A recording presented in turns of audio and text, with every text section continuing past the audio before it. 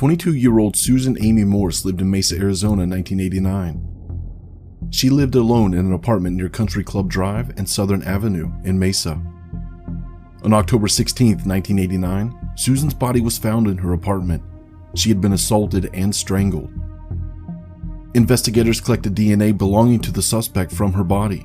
They also interviewed residents of the apartment building. Some residents said they saw Susan the previous day.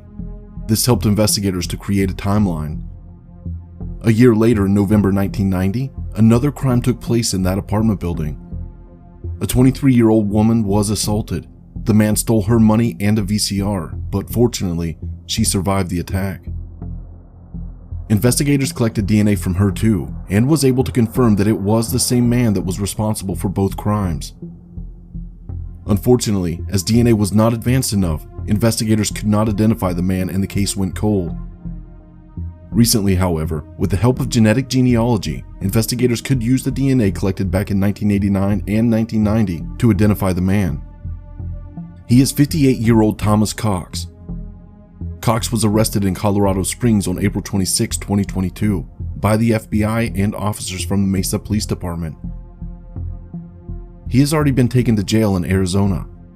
The Mesa Police Department is hoping this will bring some answers and closure for the two separate cases and their families. Mesa Police Department Sergeant Chuck Trapini had this to say: "Ms. Morse, she doesn't have any family that we know of. Her parents have passed away, but we do have the second victim, which is the victim of the assault. She is still alive, and from what the detective told me, she is so happy that we caught the suspect. Of course, after his arrest, we were able to analyze his fingerprints, the fingerprints at the scene, and we got a hit there as well. So it was a great collaboration between the FBI and the county's attorney's office and the Mesa PD. We can't give enough credit to the detectives that worked this case. We just constantly look for stuff. When there's new technology or new techniques on how to identify a suspect or examine evidence, we buy into that, and we re-examine the evidence as the years go on, and in this particular case, it worked out dramatically." Cox is being held on a $1 million cash bond only. His next court hearing will be on April 29, 2022. Investigators do not believe that Cox knew either of the two victims, but did note that his mother lived right next door to Susan.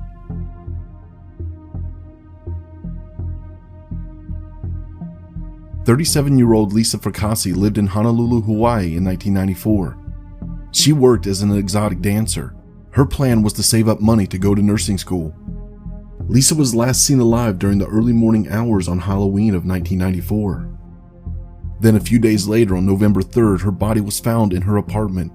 She had been strangled. Officers from the Honolulu Police Department collected DNA from the crime scene that belonged to the person that took her life. They had just started using a reliable DNA storage method to avoid any contamination that year. In 2020, police gave DNA and fingerprints from the crime scene to the Parabon Nanolabs, a Virginia-based company that specializes in providing phenotyping services to law enforcement agencies. As many of you will know, the company has been instrumental in creating profiles that have helped police departments and prosecutors across the US solve cold cases in recent years. Making use of genetic genealogy, they identified Cecil H. Trent as the person responsible for what happened to Lisa. He was 29 years old in 1994 when the crime took place. He lived in Honolulu at the time. He passed away in 2013 at the age of 48 due to a congestive heart failure. After he passed, his fingerprints were taken. One of his family members uploaded their DNA to a public DNA site called GED Match. This is how he was linked to the crime. Lisa's friend, America St. Thomas, had this to say: "She was a caring person, like a nurse who would sit for hours with people who needed help. She wanted to be a nurse and started dancing so she could save up money to go to school, but with a regular job, it's difficult to go to nursing school. Once you get involved in nightlife, it's even harder." Hawaii Pacific University professor Cheryl Sunia used to be a Honolulu Police Department detective working on Lisa's case. This is what she had to say: "It's a wonderful feeling to be able to tell the families you're going to get closure. We know what happened. We know who did this." Local police in Honolulu are currently working on a backlog of cases. In 2018, They launched the Never Forgotten Project in order to deal with numerous unsolved cases.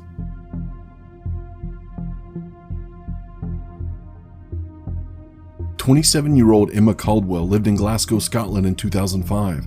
She was a sex worker in Glasgow's red light district. Emma was last seen on April 4, 2005. 5 weeks later, her body was found 40 miles away in woods near South Lanarkshire. Investigators collected forensic evidence at the crime scene. They interviewed potential suspects, but no real leads were forthcoming and the case went cold.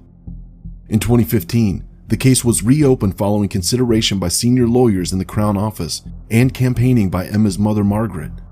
Finally, in February of 2022, a man was arrested in connection to the case. He is 49-year-old Ian Parker. Senior investigating officer Graham Mackey said, "Police Scotland officers have undertaken a significant amount of work reinvestigating all circumstances surrounding Emma's case, following instruction from the Lord Advocate." He added, "This is a complex and challenging investigation, and I would like to thank everyone involved for their efforts in getting us to this point of a man being arrested earlier today."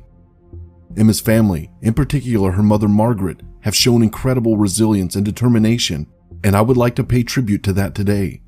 We have remained in close contact with them during the investigation, and officers have updated Margaret on this significant development. Solicitor Amor Anwar read out a statement on behalf of Emma as he sat beside her mother Margaret at a media briefing following the arrest. He said that Margaret and her family were truly grateful to the detectives at Police Scotland and the Lord Advocate Dorothy Baines' team, who have worked tirelessly in reinvestigating the case of Emma. He added, "I also wish to pay tribute to Margaret Caldwell, a mother who through the love of a child has never given up in her struggle for justice. The investigation continues and her family would urge anyone with information, no matter how insignificant they might think it is, to please come forward and speak with Police Scotland."